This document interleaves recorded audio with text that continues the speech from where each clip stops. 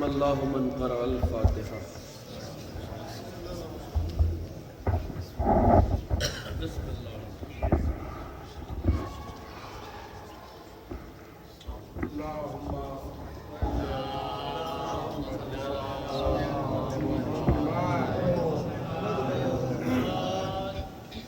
اعوذ باللہ السمیع العلیم من الشیطان اللعین الرجیم۔ حسبنا اللہ ونعم الوکیل، نعم المولا ونعم النصیر۔ بسم اللہ الرحمن الرحیم۔ الحمد للہ الذی ہدانا لہذا وما كنا لنهتدي لولا ان هدانا الله لقد جاءت رسل ربنا بالحق والصلاة والسلام والتحية والإكرام على أشرف الأنبياء والمرسلين مولانا ومولا الكونين جد الحسن والحسين أبي القاسم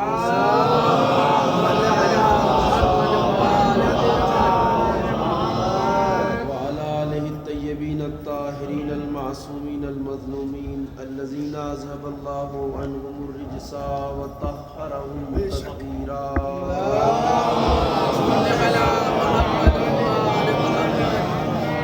ولعنة الله الدائمة الباقية الأبدية على أعدائهم ومنكري فضائلهم أجمعين من الآن إلى قيام يوم الدين، أما بعد فقد قال الله سبحانه تبارك وتعالى وهو أصدق القائلين: بسم الله الرحمن الرحيم، إنما وليكم الله ورسوله والذين آمنوا الذين يقيمون الصلاة ويؤتون الزكاة وهم راكعون۔ صلوات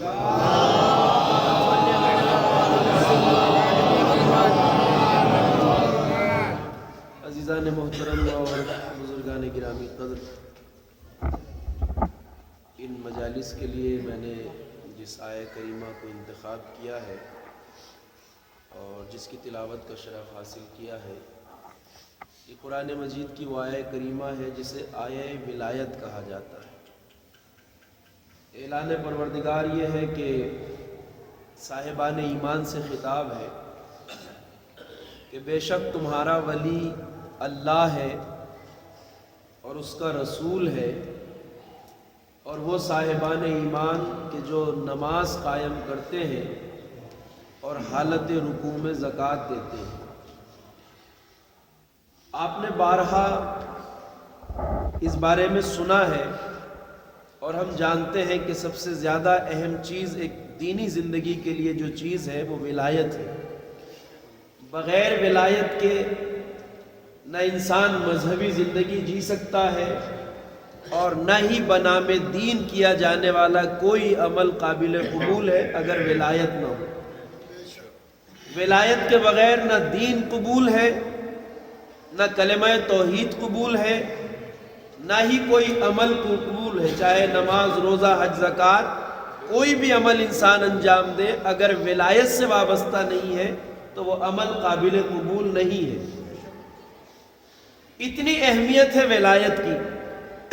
قرآن مجید کی یہ آیہ کریمہ آیہ ولایت کہلاتی ہے۔ خالق کائنات نے واضح لفظوں میں بتایا ہے کہ صاحبان ایمان تمہارا ولی جس کی ولایت تم پہ لازم و ضروری ہے، پہلی ذات اللہ تمہارا ولی ہے، دوسری ذات پیغمبر اکرم نبی کریم تمہارے ولی، تیسری ذات کی ایک ایسی صفت کو بیان کیا قرآن نے جس صفت کو سارا اسلامی معاشرہ جانتا تھا۔ کہا اور وہ صاحب ایمان جو نماز کو قائم کرنے والا ہے اور حالت رکوع میں زکوٰۃ دینے والا ہے۔ حالت رکوع میں زکوٰۃ دینا امیر المؤمنین علی ابن ابی طالب علیہ السلام وہ امتیاز تھا، وہ اختصاصی صفت تھی، وہ انفرادی صفت تھی جسے سارا سماج جانتا تھا کہ آیہ کریمہ کا اشارہ کس ذات کی طرف ہے، اس لیے کہ تنہا ذات جس نے حالت رکوع میں زکوٰۃ دی وہ امیر المؤمنین علی ابن ابی طالب علیہ السلام کی ذات ہے۔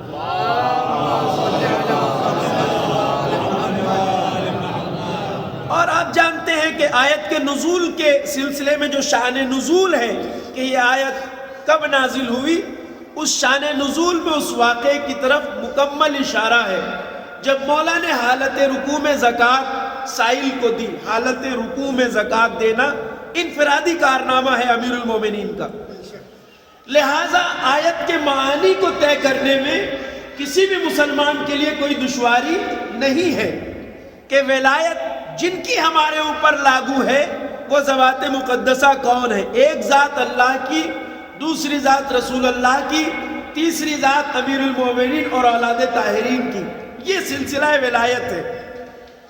ولایت کے بغیر عمل اس لیے قابل قبول نہیں ہے کہ ولایت نام ہے اس چیز کا کہ ہم ان تین ذوات مقدسہ کو اپنے لیے اپنے وجود سے زیادہ اہم سمجھیں۔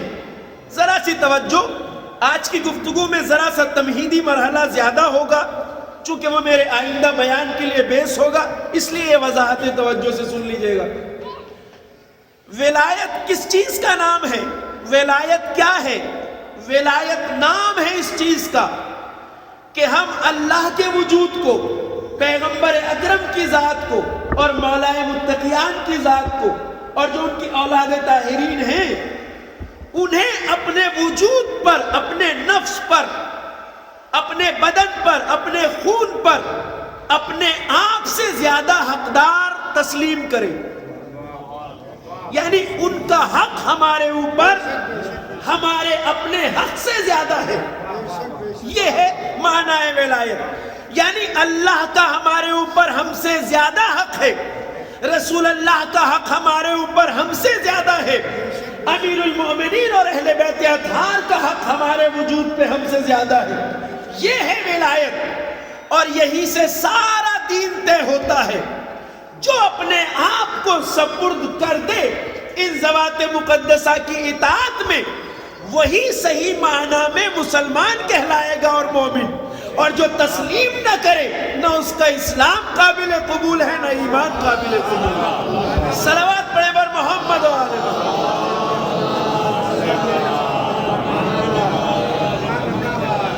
تو معنی ولایت، میرے نوجوان ذرا ان باتوں کو خاص طور سے سنیں، اس لیے کہ یہ آج کے دور کی سب سے اہم ترین ضرورت ہے جو میں بیان کر رہا ہوں۔ مفہوم ولایت کو سمجھنا، معنی ولایت کو سمجھنا اس لیے ضروری ہے کہ آج یہ ایک زندہ موضوع ہے جس کے سلسلے میں ہمارے یہاں شعور، معرفت سب کا ہونا ضروری ہے۔ تو ولایت نام ہے اس بات کا کہ ہم ان کے وجود کو اپنے اوپر اپنے سے زیادہ صاحب اختیار مانیں۔ آپ کو یاد ہوگا جب آپ خطبہ غدیر سنتے ہیں، پیغمبر اکرم نے میدان غدیر میں ایک خطبہ ارشاد فرمایا، اور خطبے کے آخر میں آتے آتے پیغمبر نے مجمع اصحاب سے ایک اعتراف لیا۔ اعتراف بہت اہم تھا۔ اعتراف اس لیے لیا سرکار نے کہ آپ تاریخ کے سامنے یہ دستاویز پیش کرنا چاہتے تھے کہ میں نے 23 سالہ زندگی میں جو دین مسلمانوں تک اور انسانوں تک پہنچایا ہے، آیا اس 23 سالہ زندگی میں وہ کام کر سکا ہوں یا نہیں جس کے لیے مجھے اللہ نے بھیجا تھا۔ وہ کام تھا انسانوں کو یہ بتانا کہ تمہارا رب تمہارے سے زیادہ حق تصرف تمہارے وجود پہ رکھتا ہے۔ آیا یہ مسلمان سمجھ چکے ہیں یا نہیں کہ ولایت کس کو کہتے ہیں؟ آیا یہ سماج اس بات کو جانتا ہے یا نہیں کہ ولایت کس کو کہتے ہیں؟ اس لیے پیغمبر نے ایک سوال کیا، سوال بہت واضح تھا۔ دیکھیے 1.25 لاکھ حاجیوں کا مجمع جو پورے عالم اسلام کی نمائندگی کر رہا تھا، اس مجمع سے ایک سوال کیا پیغمبر نے۔ سوال اسی روشنی میں کیا کہ تبلیغی زندگی کا جو لب لباب ہے اسے مسلمان سمجھ پائے ہیں یا نہیں۔ اس تناظر میں سوال پوچھا پیغمبر نے، الستُ اولیٰ بکم من انفسکم، لوگوں بتاؤ کیا تمہارے نفسوں پر، تمہاری جان پر، تمہارے وجود پر میرا حق تم سے زیادہ ہے یا نہیں؟ توجہ فرمائیے، الستو اولا بکم من انفسکم، کیا تمہاری جانوں پر، تمہارے نفسوں پر، تمہارے جسم پر، تمہارے وجود پر میرا حق تم سے زیادہ ہے یا نہیں؟ تو چونکہ سب معنی ولایت پیغمبر کو جانتے تھے، اس لیے سب نے بلند آواز سے کہا بلا یا رسول اللہ، بے شک اے رسول کریم، آپ کا حق ہمارے جسم پر، ہماری جان پر، ہمارے نفس پر ہم سے زیادہ ہے۔ بس جیسے ہی مجمع نے اعتراف کیا، پیغمبر نے کہا اب آگے مکرنا نہیں کہ معنی ولایت کسے کہتے ہیں، تم نے اعتراف کر لیا ہے کہ ولایت کو جانتے ہو تو سنو، فمن کنت مولا ہو فہذا علی المولا، جس کا میں مولا ہوں اس کا یہ علی مولا ہے۔ صلوات پڑھے بر محمد، نعرہ حیدری۔ معنی ولایت کو یہ مجمع جانتا تھا، اعتراف لیا پیغمبر نے۔ بعد میں یہ نہ کہنا کہ ہم نہیں جانتے تھے ولایت کس کو کہتے ہیں، ہمیں نہیں خبر تھی کہ پیغمبر کیا کہہ رہے تھے، دوستی کا اعلان تھا یا محبت کا اعلان تھا؟ نہیں، اعلان تھا ولایت کا۔ کہا تمہاری جانوں پر جس طرح اللہ اور میں حق کا تصرف رکھتا ہوں، اسی طرح یہ علی تمہارے نفسوں پر حاکم ہے۔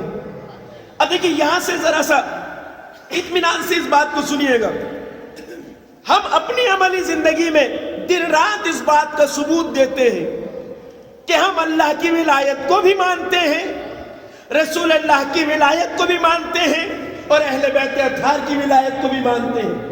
ولایت یہ ہے کہ ہم ان کے حکم کو اپنے نفس پر مقدم مانیں۔ کیا مطلب؟ نفس میرا ہے، جسم میرا ہے، بدن میرا ہے، خون میرا ہے، سانسیں میری ہیں، آنکھیں میری ہیں، زبان میری ہے، کان میرے ہیں، مگر ان سب پر پہلے اللہ کا حکم چلے گا، بعد میں میری مرضی۔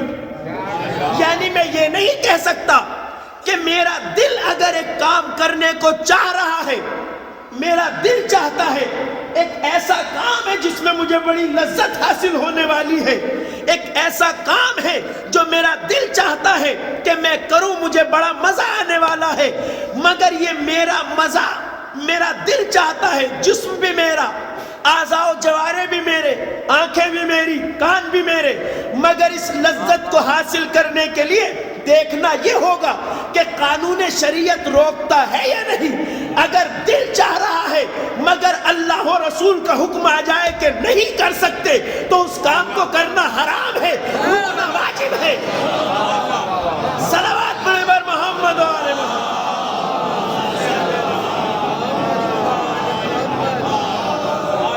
سارا فلسفہ شریعت سمٹ آتا ہے ولایت میں۔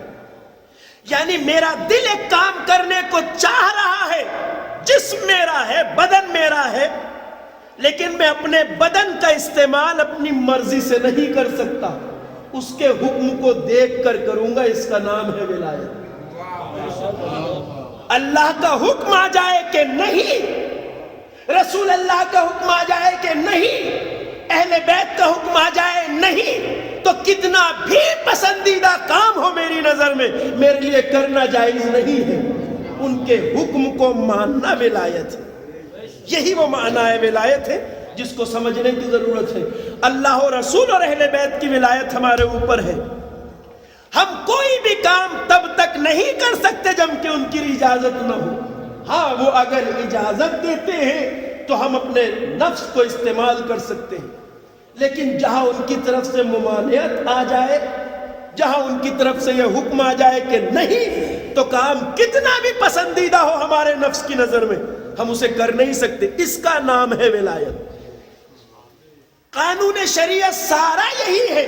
ہم اگر اللہ کی ولایت کو نہ مانتے تو احکام دین پر عمل نہ کرتے، اگر پیغمبر کی ولایت کو نہ مانتے تو پیغمبر کے لائے ہوئے کسی قانون کو نہ مانتے، اگر ہم اہل بیت کی اطاعت نہ کرتے تو آج ہم نہ صاحب ایمان کہلاتے، نہ صاحب ولایت کہلاتے۔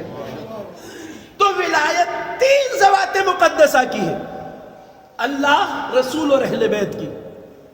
اور یہ وہ چیز ہے کہ جس کے بارے میں ہمارے ذہنوں کو روشن ہونا چاہیے. ولایت اس کا نام ہے کہ ہم اس فلسفے کو سمجھیں. یعنی ان کا اختیار ہمارے جسم پر، ہماری جان پر، ہماری روح پر، ہمارے وجود پر ہم سے زیادہ ہے.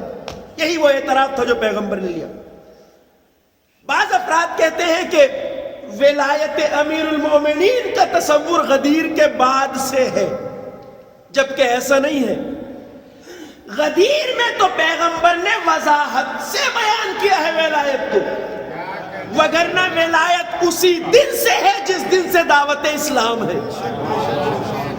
ولایت اسی دن سے، چونکہ کسی مسلمان کی زندگی کا ایک بھی لمحہ بغیر ولایت کے اگر گزر جائے تو وہ کفر کی موت ہوگی. اسی لیے سرکار دو عالم نے، آپ دیکھیے آیت قرآنی نازل ہوئی، وَانذِرْ عَشِيرَتَكَ الْأَقْرَبِينَ، اے پیغمبر اپنے عزیزوں، رشتہ داروں اور قرابت داروں کو دعوت اسلام دو. یہیں سے دعوت ذو العشیرہ شروع ہوتی ہے. ذو العشیرہ یعنی خاندان والوں کی دعوت. سب سے پہلے پیغام توحید پہنچانے کے لیے رسول اللہ نے اپنے خاندان کو جمع کیا. جو قریبی رشتہ دار تھے، ابو لہب، جتنے بھی افراد تھے، سب جمع ہو گئے. اور اب پیغمبر نے کہا کہ میں تمہارے لیے ایک پیغام لے کے آیا ہوں اللہ کی توحید کا.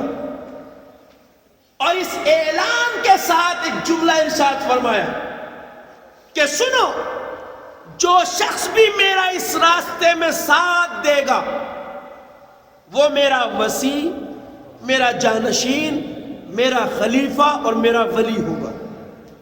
یعنی اس کی اطاعت بھی دین کے ساتھ ساتھ واجب ہوگی. کہا یا نہیں؟ یا رسول اللہ، ابھی تو کسی نے اللہ کو بھی نہیں مانا، ابھی تو کسی نے آپ کو نبی نہیں مانا، تو آپ کس طرح اعلان کر رہے ہیں کہ جو میری مدد کا پہلی بار وعدہ کرے گا وہ بھی اسی طرح میرا جانشین اور واجب الاتباع اور ولی ہوگا. پیغمبر بتانا چاہتے ہیں کہ ہمیں اس بات سے کوئی غرض نہیں ہے کہ کوئی مانتا ہے یا نہیں، ہم تو یہ بتانا چاہتے ہیں کہ دین بغیر ولایت کے نہ ہوا ہے نہ ہو سکتا. صلوات پڑھیں بر محمد و آل محمد.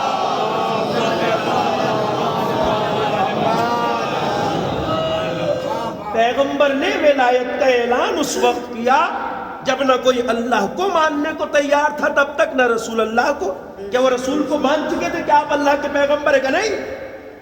اعلان کے ساتھ ساتھ کہا کہ میں اللہ کی توحید کا پیغام لے کے آیا ہوں، اور جو میرا اس راہ میں نصرت کا وعدہ کرے گا وہ میرا خلیفہ اور جانشین ہوگا. یعنی تم پر اس کی اطاعت واجب ہوگی. ابھی تو کسی نے نہ اللہ کو مانا نہ رسول اللہ کو مانا.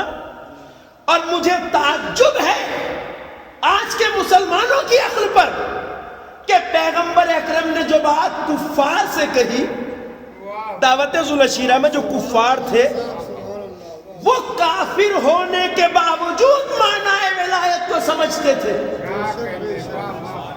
مسلمان ہو کے نہیں سمجھتا. کیسے سمجھتے تھے صاحب؟ آپ سب کو اچھی طرح یاد ہوگا کہ جب ایک ذات نے 10 سال کا سن ہے علی کا، اور آگے بڑھ کے کہا یا رسول اللہ اس راہ میں میں آپ کا مددگار بنوں گا. 3 بار پیغمبر نے بٹھایا، جب کوئی نہ اٹھا پھر علی ابن ابی طالب. اور جب 3 بار اعلان کیا نصرت پیغمبر کا تو لوگوں سے پیغمبر نے کہا سنو لوگوں، ابھی کوئی مسلمان نہیں ہوا ہے، تب بھی فرما رہے ہیں کہ یہ میرا بھائی علی میرا وصی ہے، میرا جانشین ہے، تم پر ولی ہے، اس کی اطاعت تم پر واجب و ضروری ہے. معنی ولایت. اب آئیے، میری سمجھ میں نہیں آتا، 23 سال پیغمبر نے زندگی گزاری، بارہا ولایت کو پہنچایا، مگر مسلمان آج تک معنی ولایت کو نہیں سمجھتا، جبکہ کافر بغیر ایمان لائے سمجھ رہا تھا. کیسے سمجھا؟ کہ سب تھے نا اس مجمع میں، ابو جہل، ابو لہب. کیا کہا ابو طالب کو تانا دیتے ہوئے؟ اے ابو طالب مبارک ہو کہ محمد نے آج سے تمہارے بیٹے کو تمہارا حاکم بنا دیا. اور فرمائیے گا اے ابو طالب مبارک ہو، تمہارے 10 سال کے سن میں تمہارے بیٹے کو تمہارا حاکم بنا دیا۔ اس کا مطلب یہ ہے کہ ولایت کے معنی کو حاکمیت کل کا کافر بھی سمجھتا تھا، تعجب ہے کہ آج کا مسلمان نہیں سمجھتا۔ صلوات پڑھیں بر محمد۔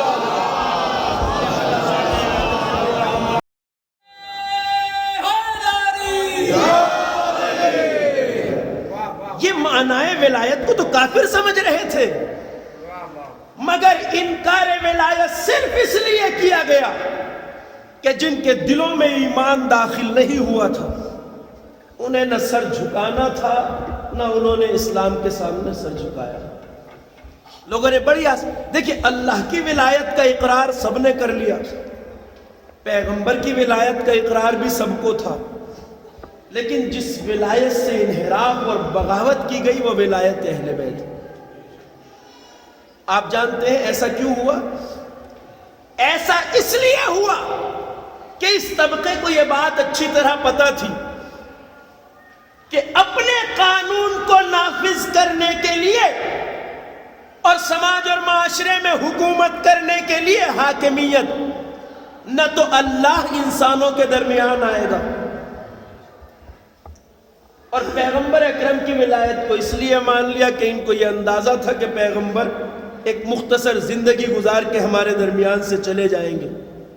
قانون شریعت سے بغاوت اس لیے کی گئی کہ اللہ انسانوں کے بیچ میں حکومت چلانے نہیں آئے گا، نہ رسول اللہ ہمیشہ باقی رہیں گے، لہٰذا ان کے دلوں میں جو شیطانی منصوبے تھے اس کے بارے میں یہ امید لگائے ہوئے تھے کہ بعد پیغمبر دین کے ساتھ ہم جو کھیل چاہیں گے کریں گے، مگر جب دیکھا کہ پیغمبر نے وقت آخر بھی ولایت علی کا اعلان کیا، کتنی بار اعلان کیا سرکار نے، فرمایا انی تارکن فیکم الثقلین کتاب اللہ و عترتی اہل بیتی، لوگوں میں تمہارے درمیان 2 گراں قدر چیزیں چھوڑے جا رہا ہوں، ایک اللہ کی کتاب قرآن ہے، ایک میرے اہل بیت ہے۔ کہا یا نہیں پیغمبر نے؟ اور پھر ایک جملہ ہے ما ان تمسکتم بہما لن تضلوا بعدی، جب تک ان دونوں سے وابستہ رہو گے تب تک کبھی بھی گمراہ نہیں ہوگے۔ یعنی پیغمبر نے ضمانت ان کے لیے لی ہے ہدایت کی جو قرآن اور اہل بیت دونوں سے وابستہ رہے، لہٰذا حدیث نے یہ فیصلہ کر دیا کہ نجات کا تنہا ذریعہ یہ ہے کہ انسان قرآن اور اہل بیت دونوں سے وابستہ رہے۔ پیغمبر نے کہا یہ دونوں ایک دوسرے سے جدا نہیں ہوں گے یہاں تک کہ حوض کوثر پر میرے پاس پہنچیں گے۔ مکمل حدیث۔ اتنی وضاحتوں کے بعد بھی چونکہ پیغمبر بعض لوگوں کے دلوں کے حال سے واقف تھے، اس لیے وقت آخری پیغمبر نے پھر اسی قسم کی بات کہی جسے سمجھنا دشمنوں کے لیے مشکل نہیں تھا۔ پیغمبر نے کہا لوگوں میرا وقت آخر ہے، لاؤ قلم اور دوات لا کے دو۔ کیا کہا تھا پیغمبر؟ میں تمہارے لیے ایک ایسی تحریر چھوڑ جاؤں لکھت میں کہ جس تحریر کے ہوتے تم کبھی گمراہ نہیں ہوگے۔ جو لفظ وہاں تھا وہی لفظ یہاں تھا۔ جو فرمائی پیغمبر نے یہی تو کہا تھا نا اصحاب سے، میں تمہارے لیے ایک ایسی تحریر لکھ کے چھوڑ جاؤں کہ جس تحریر کے ہوتے تم کبھی گمراہ نہیں ہوگے۔ اس تحریر کو پیغمبر کیا لکھنا چاہتے تھے؟ اس جملے سے دشمنوں نے آسانی سے اندازہ لگا لیا کہ عمر بھر جس بات کو زبانی طور پہ کہا ہے آج پیغمبر اسی کو لکھ کے جانا چاہتے ہیں۔ لہذا اس شیطنت رکھنے والے طبقے نے بدترین جسارت کی پیغمبر کے ساتھ، اور وہ جملہ کہا جسے کوئی صاحب شعور انسان زبان پہ لا بھی نہیں سکتا۔ ان الرجل لا یحجر، پیغمبر کے بارے میں کہا یہ ہذیان بکرے، اور ایک جملہ کہا۔ دیکھیں پیغمبر نے دونوں سے وابستگی کی بات کہی تھی۔ باطل کی ایک مجبوری یہ ہے کہ وہ تھوڑا بہت حق کو ساتھ لے کے چلنے پہ مجبور ہوتا ہے۔ انہوں نے بھی پردہ پوشی کے لیے ایک جملہ کہا کہ ہمیں کسی تحریر کی ضرورت نہیں ہے، اس لیے کہ حسبنا کتاب اللہ، ہمیں تو اللہ کی کتاب کافی ہے۔ قرآن پیغمبر چھوڑ کے جا رہے ہیں، ہمیں اللہ کی کتاب قرآن کافی ہے۔ مگر آپ جانتے ہیں قرآن کو کافی انہوں نے کیوں مانا؟ کہ انہیں قرآن سے محبت ہے اور اہل بیت سے عداوت ہے؟ ایسا نہیں ہے صاحب، کیونکہ قرآن اور اہل بیت دونوں ایک دوسرے کے ساتھ ہیں، ان میں نہ جدائی ہو سکتی ہے نہ افتراق۔ جو قرآن کا نہ ہو وہ اہل بیت کا نہیں ہو سکتا، اور جو اہل بیت کا نہ ہو وہ قرآن کا نہیں ہو سکتا۔ یہ تو دونوں ایک ساتھ ہیں، پیغمبر نے کہا یہ دونوں ساتھ رہیں گے یہاں تک کہ میرے پاس حوض کوثر پہ پہنچے۔ تو کہ انہوں نے قرآن سے محبت میں یہ کہا تھا کہ حسبنا کتاب اللہ، ہمیں تو اللہ کی کتاب کافی ہے؟ اس طبقے نے حسبنا کتاب اللہ اس لیے کہا کہ مسئلہ پھر وہی آ جاتا تھا کہ یا رسول اللہ آپ قرآن اور اہل بیت کو چھوڑنا چاہتے ہیں، ہمیں اللہ کی کتاب کافی ہے۔ کیوں کہا؟ قرآن سے محبت نہیں تھی۔ وجہ یہ تھی کہ انہیں پتا ہے کہ قرآن ہے کتاب صامت، خاموش کتاب۔ قرآن بھی ہدایت کرتا ہے، اہل بیت بھی ہدایت کرتے ہیں، قرآن بھی راہ راست پہ لاتا ہے، اہل بیت بھی راہ راست پہ لاتے ہیں۔ قرآن بھی برائیوں کا راستہ روکتا ہے، اہل بیت بھی برائیوں کا راستہ روکتے ہیں، مگر قرآن ہے صامت، اہل بیت ہے ناطق۔ قرآن ہے خاموش، اہل بیت ہے بولنے والے۔ قرآن ہر کسی کو ہدایت نہیں کرے گا، قرآن بس اسے ہدایت کرے گا جو قرآن سے ہدایت لینا چاہے گا۔ آپ قرآن کو بند کر کے تاپ پہ رکھ دیجئے تو قرآن آپ کو گریبان پکڑے گا کیا؟ انہیں اس نقطے کے بارے میں معلوم تھا، اس بات کے بارے میں خبر تھی۔ اگر قرآن کو بھی زینت دیوار بنا دیا جائے، اگر طاق کی زینت بنا دیا جائے، بہترین جزدان میں لپیٹ کے رکھ دیا جائے، اگر قرآن مجید کو کبھی اٹھا کے نہ پڑھا جائے، یا قرآن کو صرف رٹنے کی کتاب بنا دیا جائے، تو قرآن راستہ نہیں روکے گا۔ قرآن تو اسے ہدایت کرے گا جو قرآن سے ہدایت لینا چاہے گا۔ مگر اگر اہل بیت کو مان لیا، یعنی وہ جانتے تھے قرآن کو سائیڈ میں رکھا جا سکتا ہے، مگر اگر اہل بیت کی ولایت کو مان لیا تو یہ ہر قدم پر راستہ بھی روکیں گے، برائیوں کے آڑے بھی آئیں گے، خطاؤں کے آڑے بھی آئیں گے۔ صلوات پڑھیے بر محمد۔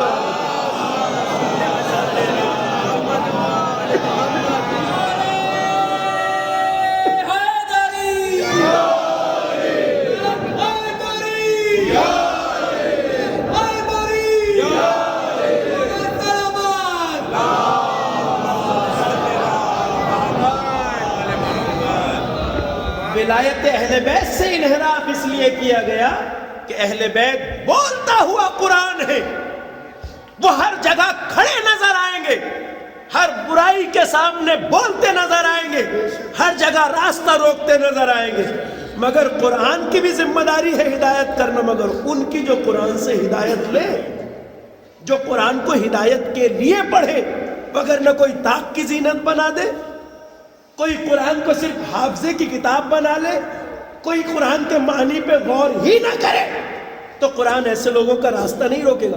اہل بیت رہیں گے تو راستہ روکے گا۔ اس لیے بغاوت کی گئی آل محمد کی ولایت سے۔ اللہ ہمارے درمیان نہیں آئے گا، پیغمبر ہمارے درمیان نہیں رہیں گے، مگر انہیں پتا تھا کہ اہل بیت وہ ہیں جو قیامت تک باقی رہیں گے۔ کوئی زمانہ ایسا نہیں آئے گا جب زمین حجت الہی سے خالی نظر آئے۔ صلوات پڑھے بر محمد۔ نعرہ حیدری، حسینیت زندہ باد، حسینیت زندہ باد، یزیدیت مردہ باد، نعرہ حیدری۔ یہ ہے وہ معنی ولایت کہ ہم اپنے جان پر، اپنے نفس پر، اپنے وجود پر ان کی اطاعت کو مقدم رکھیں، نہ ہماری ذاتی کوئی مرضی، نہ کوئی ذاتی خواہش، نہ کوئی ذاتی تمنا، بس وہ جس کی وہ اجازت دے۔ اس کا نام ہے ولایت۔ ایسا میں چونکہ ضرورت وقت کے مطابق گفتگو کرنے کا عادی ہوں، اور آپ لوگوں سے یہ بات کہنے کی بھی ضرورت نہیں، آپ بخوبی اس بات کو جانتے ہیں، میں مجلس نہ چلانے کے لیے پڑھتا ہوں نہ واہ واہ کے لیے پڑھتا ہوں، مجھے پتا ہوتا ہے کہ اس دور میں جس دور میں بول رہا ہوں، جس زمانے میں بول رہا ہوں، میری ذمہ داری کیا ہے۔ اللہ کا یہ فیصلہ ہے کہ جس کے پاس ولایت نہیں ہے نہ وہ دین میں داخل رہ سکتا ہے، نہ اس کا کوئی عمل قابل قبول ہے۔ ہم جانتے ہیں جتنے دشمنان اہل بیت ہیں وہ اگر اعمال خیر کا ڈھیر بھی لگا دیں تو تب بھی ان کی بخشش نہیں ہو سکتی، انہیں جنت کی خوشبو میسر نہیں ہو سکتی۔ غلاف کعبہ کفن ہو، حرم میں موت آئے، اگر علی سے محبت نہیں تو کچھ بھی نہیں۔ صلوات پڑھیے بر محمد و آل محمد۔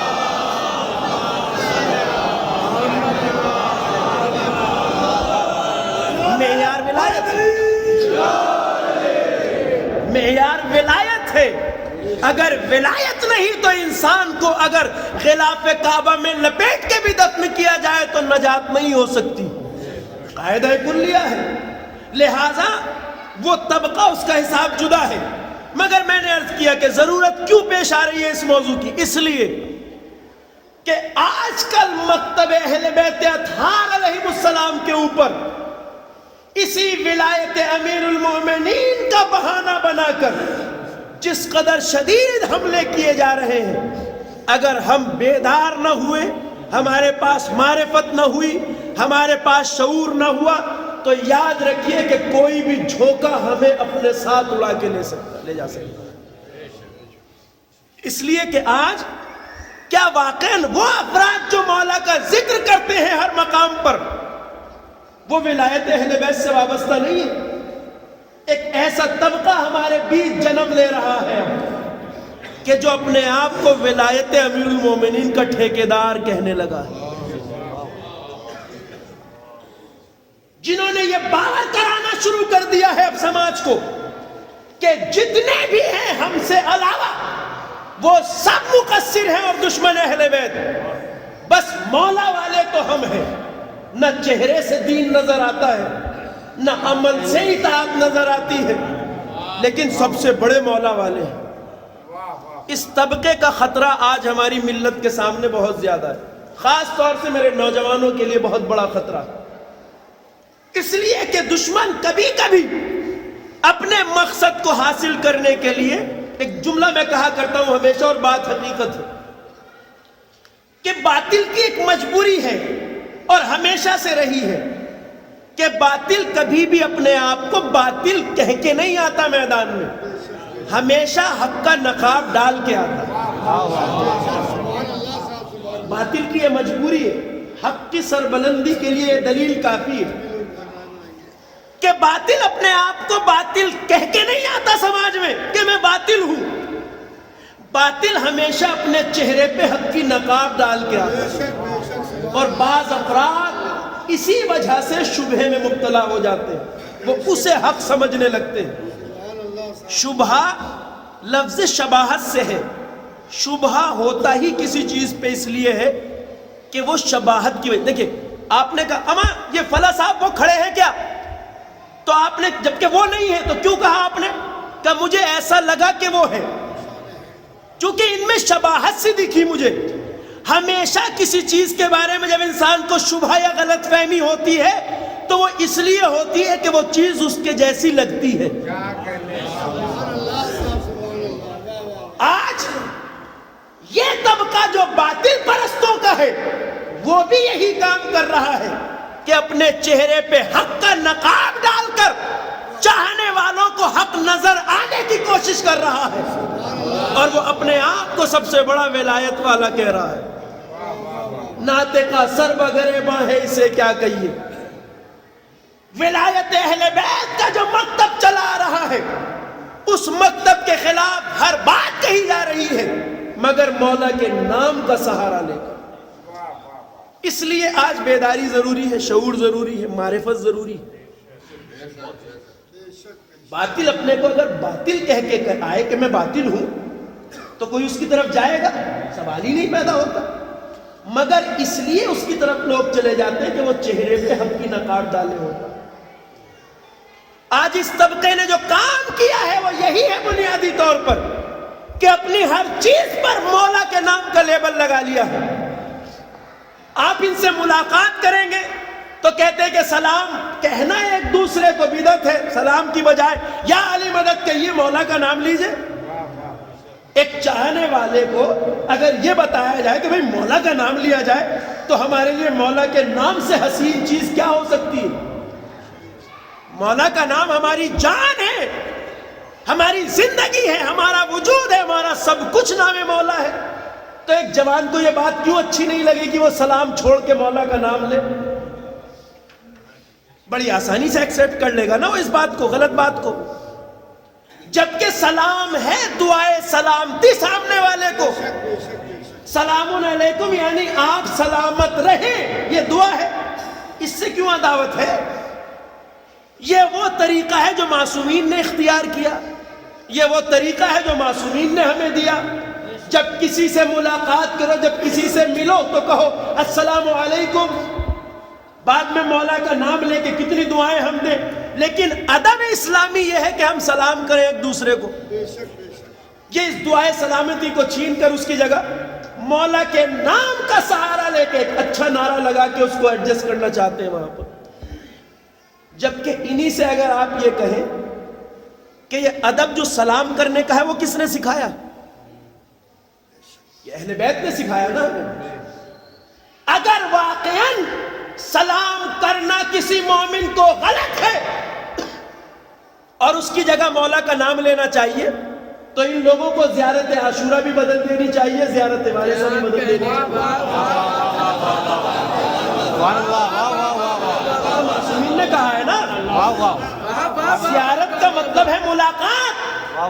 جب ہم سید الشہداء کی کربلا کی طرف رک کر کے آواز دیتے ہیں السلام علیکہ یا ابا عبداللہ، کیوں ہمیں یقین ہے ہم اپنے مولا کی بارگاہ میں کھڑے ہیں.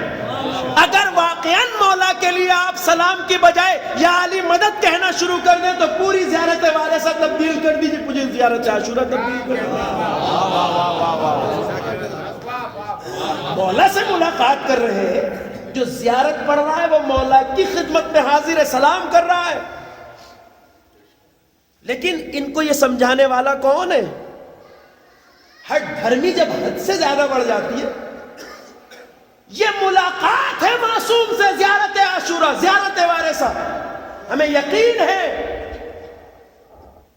جب زیارت پڑھتے ہیں آپ معصوم کی زیارت میں ہیں، اشہد انک تسمع سلامی وتشہد مقامی وترد سلامی. مولا میں آپ کو جو یہ سلام کر رہا ہوں اس یقین اور ایمان کے ساتھ کر رہا ہوں کہ جہاں کھڑا ہوں وہاں آپ مجھے کھڑا ہوا دیکھ رہے ہیں، میرے سلام کا جواب دے رہے ہیں، میری گفتگو کو سن رہے ہیں. صلوات پڑھیے بر محمد و آل محمد.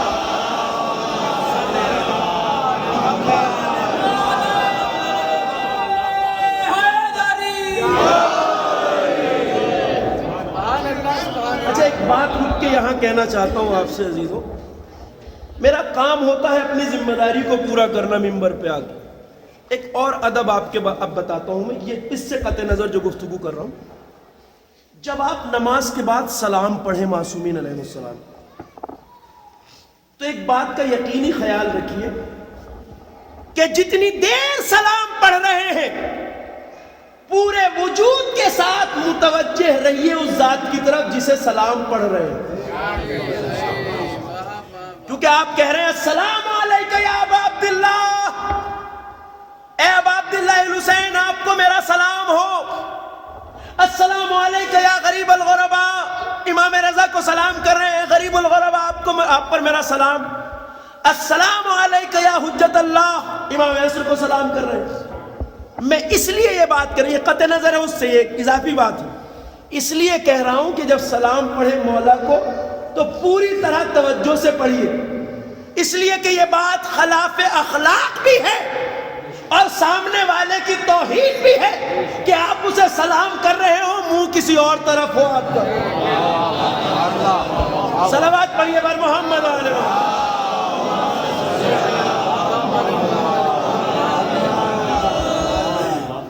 کبھی کسی مولوی سے بھی ایسے نہیں کرتے آپ کہ مولانا کو کہہ رہے ہو مولانا السلام علیکم ورحمۃ اللہ، مولانا یہاں کھڑے ہیں آپ مولانا السلام علیکم ورحمۃ اللہ وبرکاتہ، خلاف ادب ہے۔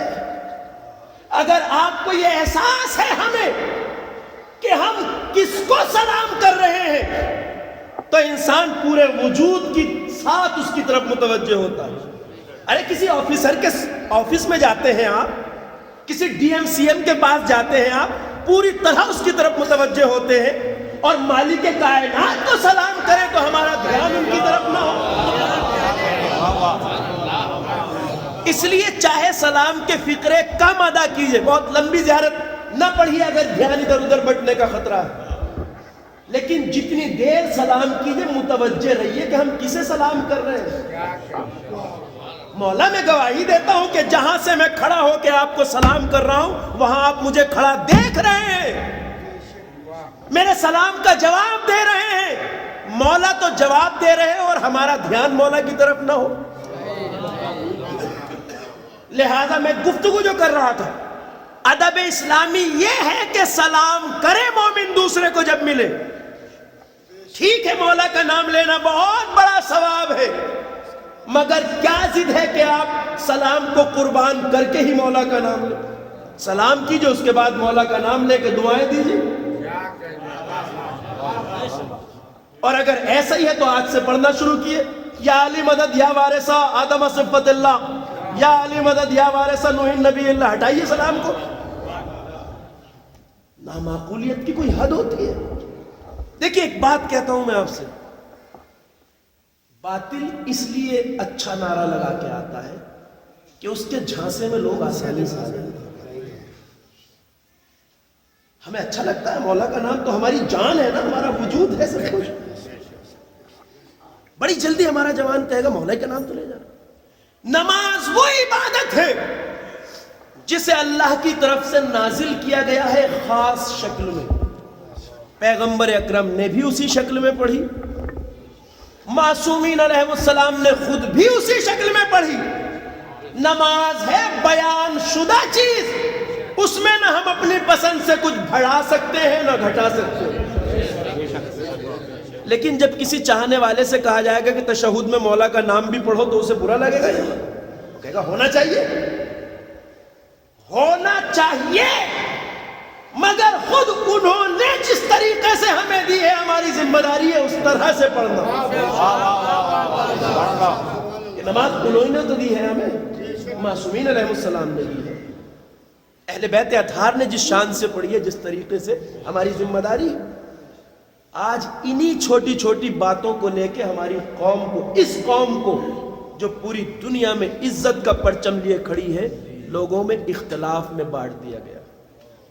یہی معمولی باتیں اتنی بڑی کر دی گئی ہیں کہ ہمارے کچھ اہم شہر اس وقت پوری طرح اس آگ کی چپیٹ میں۔ ایک محب اہل بیت دوسرے محب اہل بیت کے ساتھ آج بیٹھنا نہیں چاہتا، کھانا نہیں چاہتا، ایک مجلس میں بیٹھنا نہیں چاہتا، ایک فرش پہ بیٹھنا نہیں چاہتا، ایک منبر کے خطیب کو نہیں سننا چاہتا۔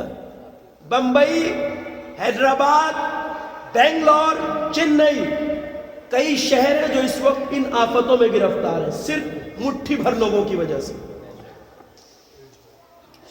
اس لیے میں وقت کی ضرورت سمجھتے ہوئے یہ بات آپ سے کہہ رہا ہوں، اگر معنی ولایت کو سمجھ لو گے تو دین کو اس طرح لوگے جیسے اہل بیت نے دیا ہے، معنی ولایت کو نہیں سمجھو گے تو کوئی بھی ٹیڑھا میڑھا نعرہ آپ کو اپنے ساتھ لے کے اڑا سکتا ہے۔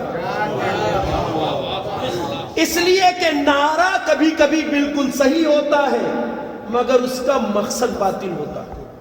دیکھیے نعرہ مولا کے نام کا بالکل برحق ہے، امیر المومنین علیہ الصلوۃ والسلام ہماری جان ہے، ہمارا وجود ہے، سب کچھ ہے، مولا کے بغیر تو ہمارا نہ دین ہے، نہ ایمان ہے، نہ مذہب ہے، نہ اطاعت، کچھ نہیں ہے۔ مگر ہم نماز اس طرح پڑھیں گے جس طرح مولا نے دی ہے، اطاعت اس طرح، وہ بھی کر سکتے تھے یہ کام، پیغمبر اکرم بھی کر سکتے تھے یہ کام، مولا خود بھی کر سکتے تھے، لیکن اس کو اختلاف کا ذریعہ بنا دیا گیا۔ ایک بات میں نے شاید آپ کی خدمت میں کہی ہو کہ جنگ صفین میں علی سے بغاوت کرنے والے جو سب باطل پر تھے، ان باطل پرستوں نے علی کے خلاف ایک نعرہ لگایا، تھا باطل مگر حق کی نقاب چہرے پہ ڈالی۔ جنگ صفین میں جو خوارج علی کے خلاف جنہوں نے بغاوت کی، انہوں نے بھی نعرہ بالکل صحیح لگایا تھا، حضرت نے بھی نہیں کہا کہ نعرہ غلط ہے۔ آج کوئی نہیں کہتا کہ مولا کا نام لینا غلط ہے، کوئی کہہ ہی نہیں سکتا، مگر اس کا محل اور موقع وہی ہے جو مولا نے معین کیا۔ کیا نعرہ لگایا ان باغیوں نے جنہوں نے علی کے ساتھ خیانت کی تھی جنگ صفین میں؟ ایک نعرہ لگایا، لا حکم الا للہ۔ آپ بخوبی جانتے ہیں نا جنگ صفین کو، صفین کی وہ جنگ جو 6 مہینے کم از کم چلی، اور علی کی فوج کا کمانڈر چیف مالک اشتر نخعی آج جنگ کرتے کرتے وہاں پہنچ گیا تھا کہ ایک حملے میں دشمن کا گلا کاٹ کے علی کے لیے جنگ جیت سکتا ہے۔ علی کی فوج کا سپہ سالار مالک اشتر نخعی، وہ شجاع بہادر جس کی بہادری، جس کا نام سن کے بڑے بڑے سورما تھرا جاتے تھے، وہ مالک اشتر جس کی وفاداری کے لیے علی نے کہا مالک اشتر میرے لیے بالکل ایسا ہے جیسا میں رسول خدا کے لیے تھا، وہ علی کا سورما مالک آج وہاں پہنچ چکا ہے کہ ایک وار کر کے امیر شام کا گلا کاٹ کے علی کے لیے جنگ صفین کو جیت سکتا ہے۔ سامنے امیر شام کھڑا ہے، ایک حملہ کرنا ہے، جنگ کو جیت لینا ہے۔ 6 مہینے جس بہادر نے محنت کی ہو جنگ جیتنے کے لیے، آج اس کے ایک قدم پر جیت ہے۔ امیر شام نے جب اپنے آپ کو ہارتے ہوئے دیکھا تو کہا عمرو عاص، اس ہار سے بچنے کے لیے کوئی نسخہ ہے تیری جیب میں؟ عمرو عاص تاریخ کا مکار ترین انسان ہے، اسے داہیت العرب کہا جاتا ہے، عرب کا سب سے چالاک آدمی۔ کہا امیر شام، میں نے پہلے سے سوچ رکھا ہے، میرے پاس ایک نسخہ ہے، ایک بات اور کہتا ہوں، ذرا سا میں چاہتا تھا وقت زیادہ نہ ہو گفتگو کا، میں تمام کر رہا ہوں، مگر ایک بات کہہ دوں، کسی بھی کامیاب قوم کے اندر ہمیشہ دشمن ایک ایسے طبقے کو جنم دینے کی کوشش کرتا ہے جس سے بوقت ضرورت فائدہ اٹھایا جا سکے۔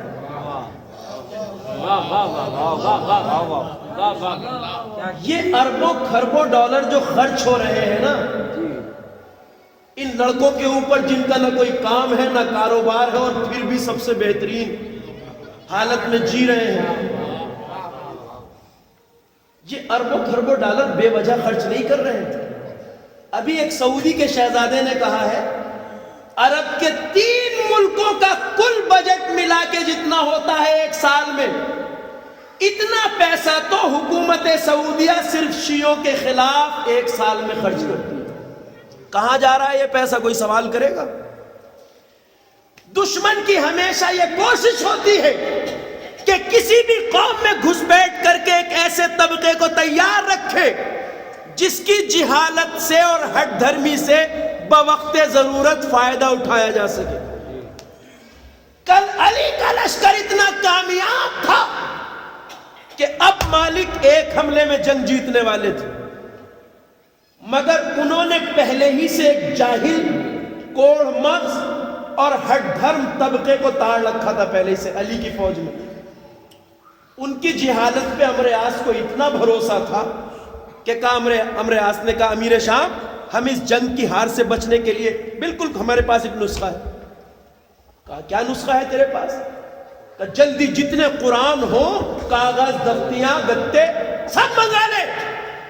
جمع کر لیے گئے، نیزوں کے اوپر قرآن کے کاغذ، ٹکڑے، دفتیاں، قرآن کو باندھ کے اٹھا دیا گیا۔ کہ اللہ کی کتاب بیچ میں ہے، ہم فیصلہ کرنا چاہتے ہیں، اب جنگ نہیں کرنا چاہتے۔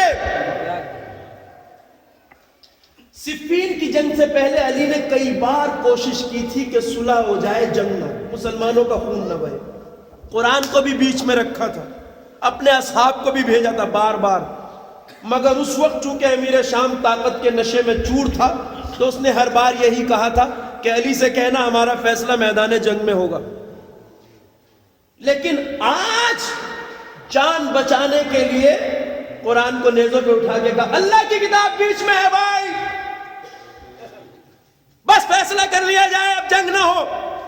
علی نے کہا میرے سورماؤں بہادروں آگے بڑھو, حملہ کرو, جنگ کا خاتمہ کرو, اس لیے کہ یہ اس دھوکے میں نہ آنا, یہ صلح نہیں کرنا چاہتا, بس ہار سے بچنا چاہتا. علی کے فوجی آگے بڑھے, مگر ایک کوڑ مغز طبقہ تھا علی کی فوج میں جو خوارج تھے, وہ اڑ گئے. یا علی کیا کہہ رہے ہیں آپ, فوج کو آگے بڑھنے کی بات کر رہے ہیں, ارے دیکھ نہیں رہے بیچ میں قرآن ہے, ہم قرآن کے خلاف تلوار نہیں اٹھا سکتے.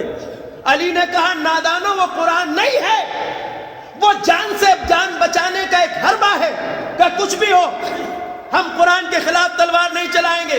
علی نے کہا جاہلو, اگر تمہیں تعلیمات قرآن کا ذرا سا بھی پتا ہوتا تو تمہیں پتا ہوتا کہ وہ جو نیزوں پہ ہے وہ خاموش قرآن ہے, میں بولتا ہوا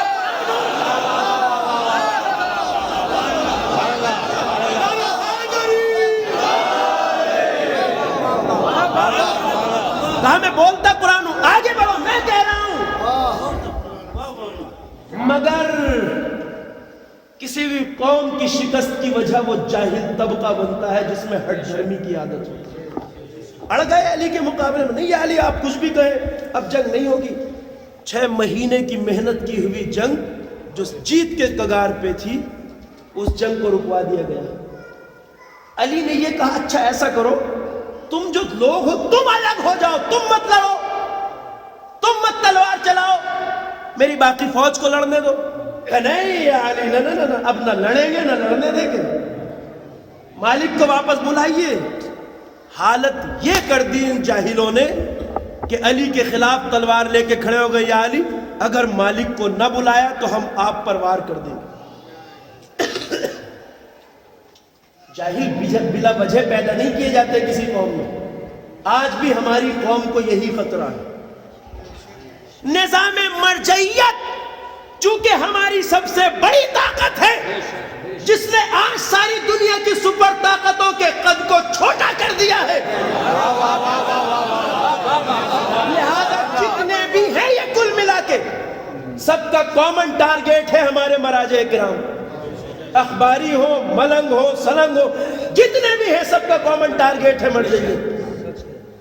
جو قوم آج عزت کی تاریخ لکھ رہی ہے, اگر اس طبقے کو ہم نے اپنے بیچ بڑھنے دیا تو یہ عزت کا کارواں کسی بھی قدم پہ روکا جا سکتا ہے. اس لیے کہ کبھی یہ مت سوچنا کہ تھوڑے سے لوگ کچھ نہیں کر سکتے, تھوڑے سے لوگ بہت کچھ کر جاتے. علی کے خلاف کھڑے ہو گئے, فوج کے تھے, تو یا علی نہیں روکو گے مالک کو تو ہم آپ پہ حملہ کر دیں گے. کل بیان کروں گا میں اسی گفتگو کو آگے انشاءاللہ. اس لیے ضرورت ہے کہ ولایت کو صرف اپنے لیے نعرہ نہ بناؤ, بلکہ معنی ولایت کو سمجھ کے اپنے آپ کو مولا کی مرضی کے حوالے کر دو. صلوات پڑھیے بر محمد علیہ. اس لیے کہ دین میں جتنے لوگ بھی کامیاب ہوئے, سلمان ہو, ابو ذر ہو, مالک اشتر ہو, عمار یاسر ہو, میثم تمار ہو, بلال حبشی ہو, جتنے بھی سب اگر کامیاب ہوئے تو اس لیے کہ انہوں نے مولا کے آگے ہٹ دھرمی نہیں کی, ہمیشہ اطاعت کی, فرما برداری. مولا چاہتے میرا چاہنے والا میرا فرما بردار ہو. کربلا بھی اسی لیے ممتاز ہے. کربلا میں حسین بھیڑ بھی لا سکتے تھے, بہت کوڑا کچرا مل سکتا تھا جنہیں بھیڑ دکھانے کے لیے لاتے حسین, مگر نہیں, حسین صرف کردار کے موتی اور ہیرے لے کے آئے. تعداد میں 72 تھے مگر ایک بھی کھوٹا سکہ نہیں تھا. سخت ترین منزل پر بھی کہیں بھی حسین کی ذرہ برابر نافرمانی کرتا نظر نہیں آیا. بڑوں کی تو بات دوسری عزیزوں, حسین کے ساتھ بچوں میں بھی کوئی ایسا نہیں تھا جو یہ کہہ دیتا بابا پیاس سے سینہ پھکا جا رہا ہے, اب تو یزید کی بیعت کر لیجئے, ہمیں پانی مل جائے. چھوٹے بچے بھی اتنے چنندہ تھے, اتنے منتخب تھے کہ 3 دن تک تڑپ کر ہائے پیاس مگر مولا کے موقف پہ اعتراض نہیں کیا، حسین کے اسٹینڈ کے خلاف ایک لفظ نہیں کہا، کہیں یہ نہیں کہا کہ کاش ہم نے مان لیا ہوتا تو ہمیں پانی مل جاتا، نہیں، پیاسے تھے مگر ظلم کے آگے اسی طرح ڈٹے ہوئے تھے جس طرح حسین ابن علی ڈٹے۔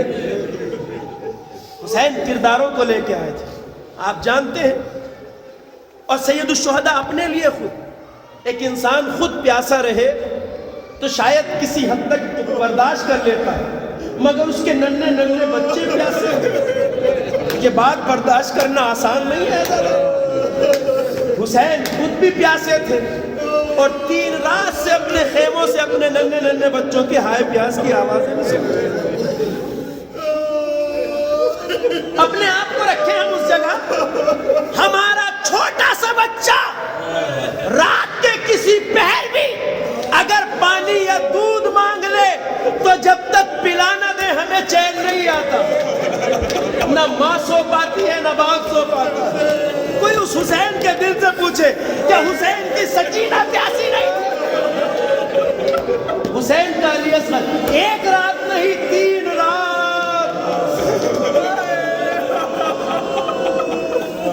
ہائے پیاس، ہائے پیاس، ننھی سکینہ بار بار کہتی ہے ہائے پیاس، ساری رات گزر گئی۔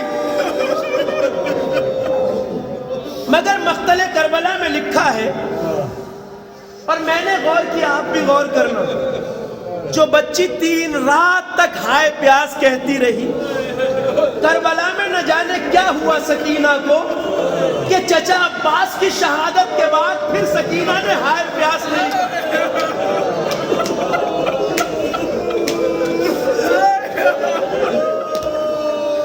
ننھے سے دل پہ نہ جانے کیا گزری کہ پھر سکینہ نے چچا کی شہادت کے بعد ہائے پیاس نہیں کہا، حتیٰ کہ وقت وہ آ گیا کہ جب خیموں میں آگ لگی اور سکینہ کے دامن میں آگ کے شعلے، خیمے جل رہے تھے، سکینہ خیمے سے نکلی۔ روایت یہ کہتی ہے، حمید ابن مسلم کہتا ہے راوی کربلا، میں نے جب اس 4 سال کی پھول جیسی بچی کو مقتل میں دوڑتے دیکھا کہ دامن جل رہا ہے، وہ اپنے چھوٹے چھوٹے ہاتھوں سے بجھا نہیں پا رہی، تو میں ترس کھا کے آگے بڑھا۔ جب قریب گیا تو اس بچی نے ہاتھوں کو اٹھا کے کہا، اے شیخ میرے قریب نہ آنا، میں فاطمہ کی لاڈلی ہوں۔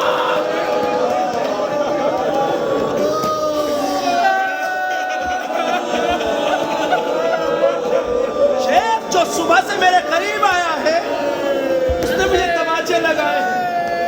حمید ابن مسلم نے کہا، میں نے ہاتھوں کو جوڑ دیا، بیبی بچی میں تجھے تماچے لگانے نہیں آیا، میں تیرے دامن کی آگ بجھانا چاہتا ہوں۔ بچی نے مجھے مہربان پایا، رک گئی، میں نے اپنے ہاتھوں سے کرتے کے دامن سے آگ بجھا دی۔ مجھے مہربان پایا تو کہا، شیخ تو کچھ مہربان نظر آتا ہے۔ دیکھیں گے کوئی مہربان ملے، سکینہ پیاسی تھی مگر پانی نہیں مانگا، کیا کہا، تو مجھے مہربان نظر آتا ہے، مجھ پہ ایک احسان کر دے۔ حمید نے کہا، کیا احسان بی بی؟ کہا، مجھے یہ بتا دے یہاں سے نجف کا راستہ کہاں سے؟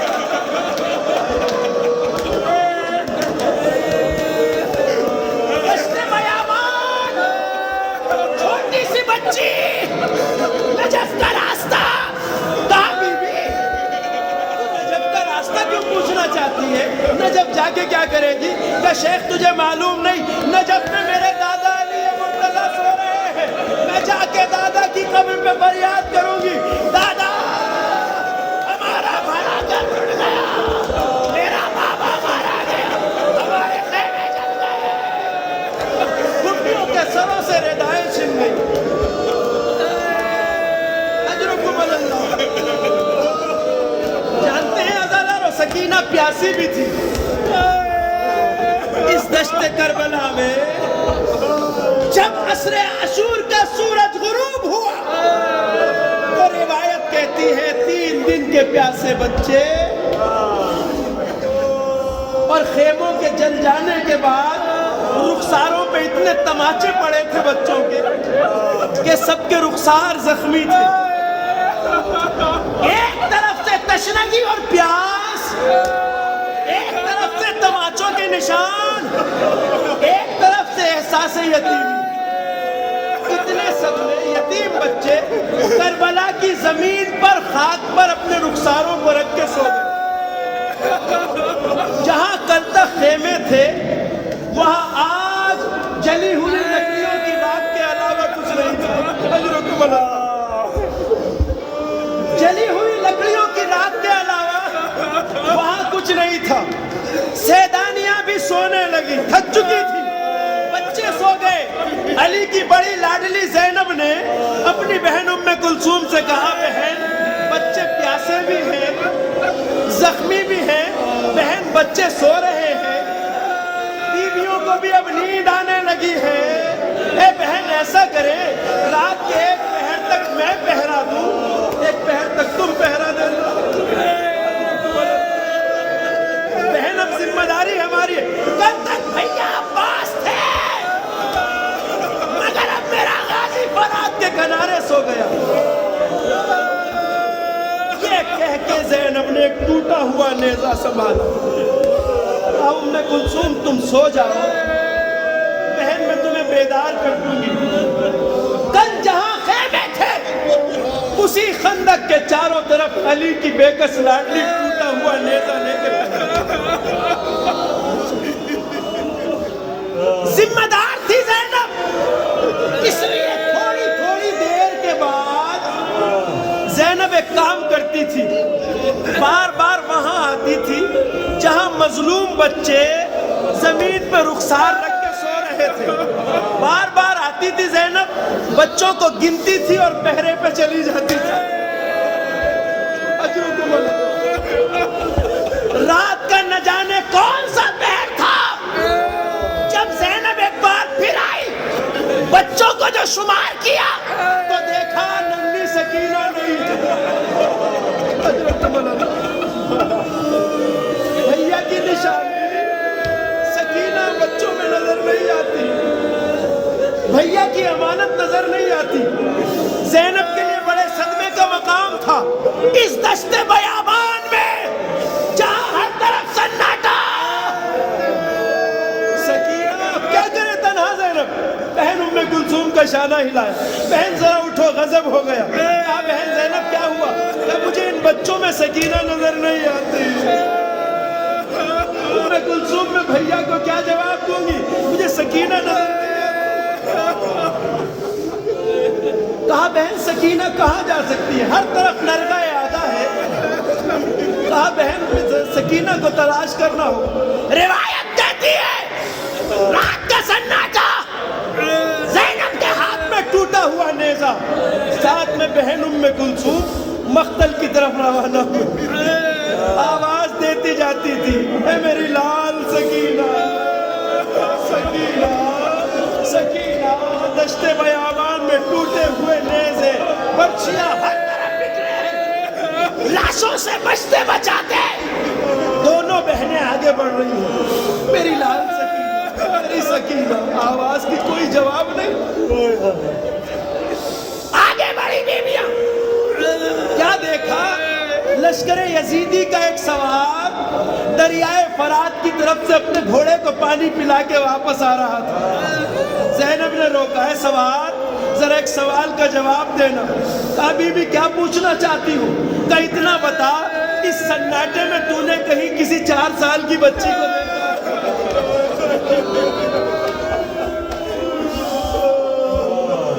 اس سوار نے کہا بی بی میں نے کسی بچی کو تو نہیں دیکھا، مگر ہاں اتنا ضرور ہے جب میں اپنے گھوڑے کو پانی پلا رہا تھا تو میرا گھوڑا بار بار پانی چھوڑ کے سر اٹھا لیتا تھا. میں پریشان تھا، بات کیا ہے؟ جب میں نے غور کیا تو دیکھا اس نشیب کی طرف سے کسی بچی کے رونے کی